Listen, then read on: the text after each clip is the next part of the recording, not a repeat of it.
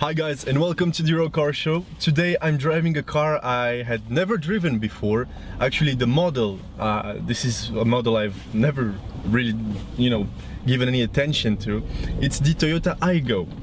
And believe me, I was wrong. So first of all, talking about design, well, I don't really care that much for this car exterior looks, but overall it's a cute city car and it fits right there with the Volkswagen Up or the Smart and so on. All those small cars, small city cars. It has some nice 14-inch wheels, but the car isn't all that sport. It's basically just a small little box made for city driving. But enough about the exterior design, let's talk a bit about the interior.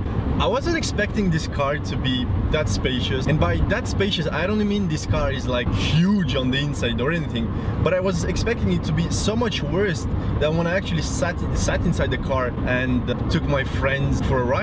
We fit, and that was amazing. To me it didn't make sense how it's such a small car that you cannot imagine 3 to 4 larger persons to fit inside this car. That being said, and I need to mention that before anything else, this car is an amazing steering wheel. Like, it's flat bottom and it's very nice, thick and so on. It's very sporty. I like the steering wheel maybe more than I should.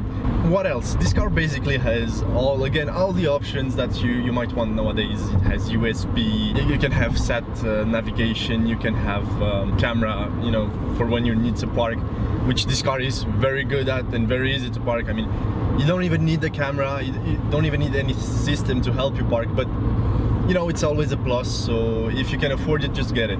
The seats are decent. I wouldn't go as far as saying they're very comfortable. They're just decent for this car's intended purpose, which is again city driving. So I wouldn't recommend long road trips in this car. I don't think that's what you want to do in an Aygo. One thing that again surprised me about this car was how not noisy it is in town. I'm not saying it's the quietest car you've ever driven, but I was expecting it to be far noisier than that, and actually it's not. On the highway it tends to buzz after, I don't know, maybe 90 to 110 kilometers per hour. That's like where it's still fine, but after that, when you go 120, 130 and so on, because this car will go above 150, and again I was surprised by that, but we'll get to that later. Lastly, cargo space, and by that I mean the trunk. Well, it's not big and there's no way around it. Now let's move on to the specifications of this car. This comes with a 1-liter engine. It's a 3-cylinder. It makes around 70 horsepower, which is good enough for this car. You get the choice between a manual and an automatic, so I understand people picking the automatic because it's, well, more comfortable in town.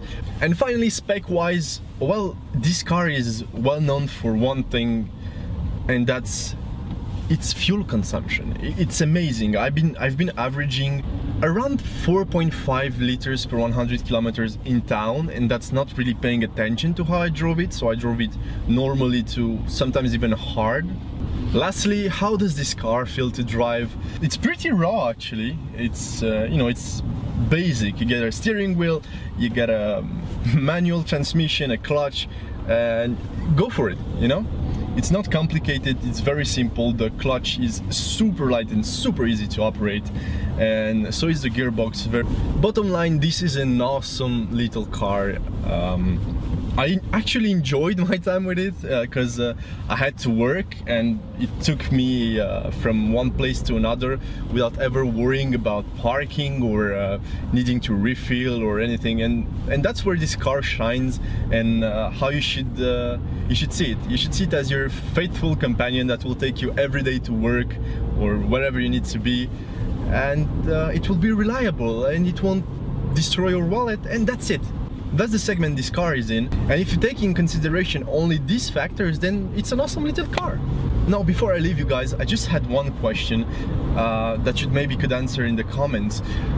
I wonder if anyone actually bought this car and modified it, because it would be awesome. I would love to, take this car, if I had the money right now, purchase a car like this and just basically change the suspension, put a turbo on it, with like bigger rims and bigger wheels and tires and so on. I think that would be awesome, like something like Misha, or Boosted Boris, as you may know him, did with his Volkswagen Up. I think it would be awesome in this car as well, because the little buzz from this 3-cylinder is not that bad, you know, it doesn't sound bad at all. So I'm just wondering, maybe you know someone who knows someone, or you yourself have modified one of these. So if you did, please leave a video or a link or something in the comments. That would be awesome, and I'm curious. I'm really curious. That being said, I just hit 120 kilometers per hour, so it's getting noisy in here. So this is going to be it for today. Thank you very much for watching. I hope you enjoyed this video. If you did, please make sure to give it a thumbs up, share it with your friends, and hopefully subscribe to my channel. Again, it's free, so why not? Bye guys!